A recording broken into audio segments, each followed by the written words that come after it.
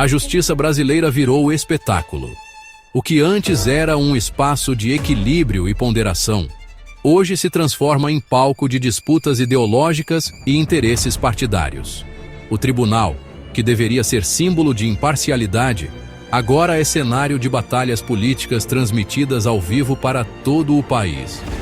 Nicolas Ferreira, deputado eleito por milhões de brasileiros, foi condenado por usar o pronome ele ao se referir a uma colega trans. O caso ganhou repercussão nacional e dividiu opiniões, levantando debates acalorados sobre liberdade de expressão, respeito e limites do discurso político. Em 2025, um pronome virou crime. O que antes seria motivo para diálogo ou esclarecimento, agora é tratado como infração penal, com consequências graves para quem ousa discordar do discurso dominante. Não é mais sobre direito, mas sobre poder e imposição de agenda. O judiciário, que deveria proteger garantias fundamentais, parece cada vez mais disposto a intervir no debate público, moldando comportamentos e opiniões conforme interesses de grupos específicos. A mídia celebra. Mas que vitória é essa construída sobre a perseguição política? Manchetes exaltam a decisão, mas ignoram o impacto profundo sobre a democracia e o direito de divergir. O que está em jogo é a liberdade de expressão e a sanidade do debate público. Quando opiniões são criminalizadas, todos perdem. A sociedade se torna menos plural, menos tolerante e mais polarizada. Discordar virou crime de ódio. O espaço para o contraditório diminui, e o medo de represálias silencia vozes importantes para o amadurecimento democrático.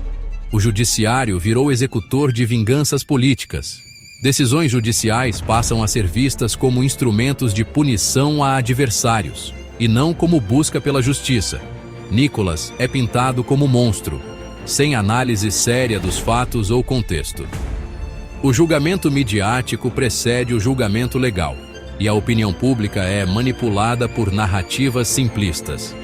Reduzem tudo a uma caricatura. Quem discorda é criminoso. O debate se empobrece, e a sociedade perde a capacidade de dialogar com respeito e maturidade. A sentença não é vitória para minorias, mas derrota para todos nós.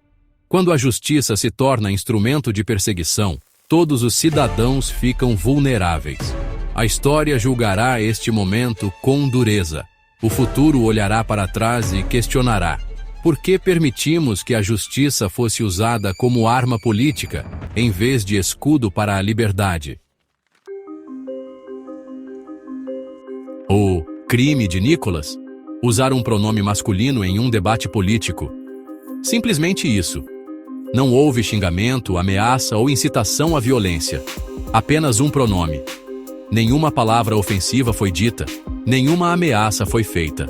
A acusação transforma a identidade de gênero em verdade absoluta, imposta a todos. Não há espaço para debate ou discordância. Obriga à validação ativa da autoidentificação, sob pena de processo. Isso significa que qualquer questionamento pode ser visto como um crime. Isso não é proteção, é imposição ideológica. Uma tentativa de controlar o pensamento e a linguagem das pessoas. A mídia ignora nuances e vende o ato como agressão. Manipulam emoções, não argumentos. Eles preferem sensacionalismo a uma análise justa. A liberdade de consciência está ameaçada. Expressar convicções virou risco de condenação. O medo de represálias silencia muitos. O precedente é assustador. Discordar da cartilha progressista pode te levar ao banco dos réus. A liberdade de expressão está em jogo. O crime de Nicolas não foi transfobia, mas heresia contra a nova ortodoxia. Ele desafiou a narrativa dominante. Pensamento e linguagem estão sendo policiados. Estamos caminhando para um futuro onde a liberdade de expressão é uma memória distante.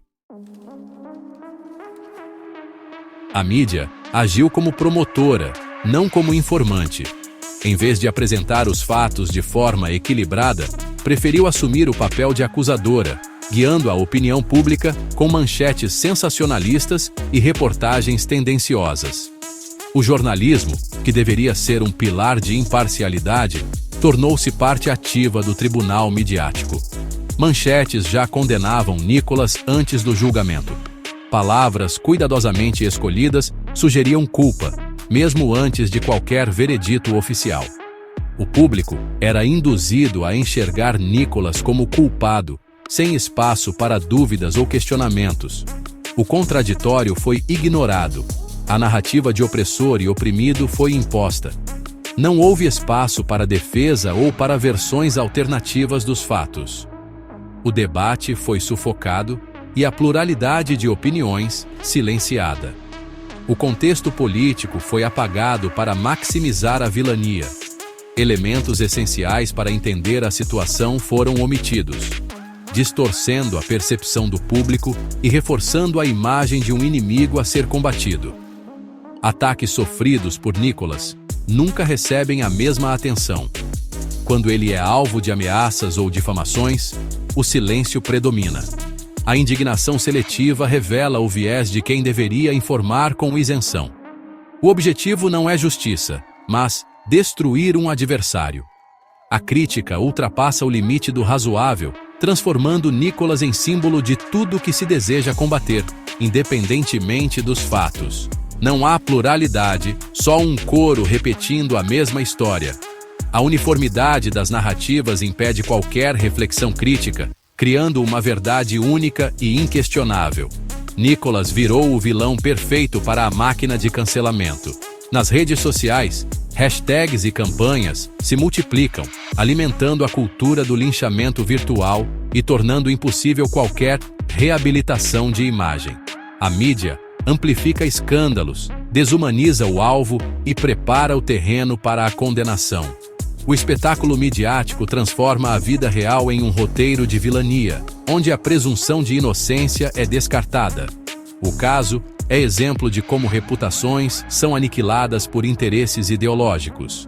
O dano é irreversível, e a reconstrução da imagem se torna quase impossível diante da avalanche de ataques. A condenação judicial foi só a cereja do bolo. Antes mesmo do veredito, a sentença já havia sido dada pela opinião pública, moldada por uma imprensa que escolheu um lado e não olhou para trás. No centro da polêmica, um pronome, ele. Séculos de gramática ignorados por uma decisão judicial que submete o significado das palavras à identidade subjetiva. Isso cria caos semântico e insegurança jurídica. Se tudo depende da autopercepção, qualquer palavra pode ser criminalizada. A narrativa progressista diz que usar ele é violência, mas identidade não pode ser tão frágil. Respeito não é submissão. Não sou obrigado a professar crenças alheias. Posso respeitar sem concordar. A condenação apaga a diferença entre discordância e ódio. Gramática virou dogma e discordar virou crime. O processo contra Nicolas carece de provas materiais. Tudo se baseia em interpretação e presunção de intenção. O direito penal exige provas, mas aqui bastou um sentimento. O princípio do indúbio pro reo foi ignorado. O contexto político foi desconsiderado. A versão da suposta vítima virou verdade absoluta. Crimes reais exigem provas.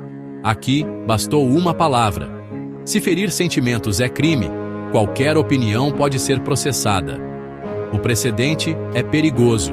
Crítica pode ser silenciada sob o pretexto de ódio. O caso é inflado por interesses políticos e midiáticos. A justiça comprou a narrativa, não os fatos. A condenação de Nicolas é parte de uma perseguição política orquestrada. A cultura do cancelamento não busca diálogo, mas destruição do adversário. Nicolas virou alvo por ser popular e conservador. Cada palavra sua é monitorada, distorcida e usada como arma. A militância e a imprensa criam escândalos artificiais para pressionar por punição. Minorias são usadas como escudo para justificar injustiças. A luta legítima contra a transfobia não pode ser pretexto para atacar a liberdade. O judiciário foi instrumentalizado para validar perseguição política. Quem se beneficia? Adversários políticos, como Duda Salabert, ganham capital eleitoral. A militância identitária e a extrema-esquerda legitimam sua agenda e táticas. A decisão judicial fortalece o controle do discurso e o silenciamento de opositores. A mídia lucra com a polarização e o sensacionalismo. O Estado se torna mais autoritário, legislando sobre pronomes e punindo opiniões. Cada condenação expande o poder estatal e erode liberdades. Perdemos todos nós, cidadãos comuns. Não é sobre proteger Duda, mas sobre controlar você. O silêncio de quem deveria defender a liberdade é chocante. Associações, intelectuais e artistas se calam ou aplaudem. A hipocrisia é clara. Liberdade só para aliados, punição para adversários. O silêncio cúmplice normaliza absurdos e cria precedentes perigosos. Amanhã, qualquer um pode ser processado pelo mesmo motivo. A injustiça repetida vira norma. O medo de ser cancelado cala até quem sabe que a condenação é injusta. A tirania da minoria barulhenta se impõe sobre a maioria silenciosa. É preciso romper o ciclo de medo e chamar as coisas pelo nome. Perseguição, não justiça. O silêncio é consentimento para a injustiça. Não podemos assistir passivos a esse espetáculo de injustiça. A condenação de Nicolas é um ataque ao direito fundamental de expressão. Se um pronome virou crime, o que será proibido amanhã? A narrativa construída é uma farsa para calar discordâncias. Desconstruir essa manipulação é essencial. Devemos combater a desinformação, questionar e debater. Defender a liberdade de expressão, mesmo para quem discordamos, é vital. Não aceite narrativas prontas. Pesquise. Pense por si. A condenação de Nicolas é um dos dias mais vergonhosos do judiciário. Cabe a nós lutar para que a verdade e a liberdade prevaleçam.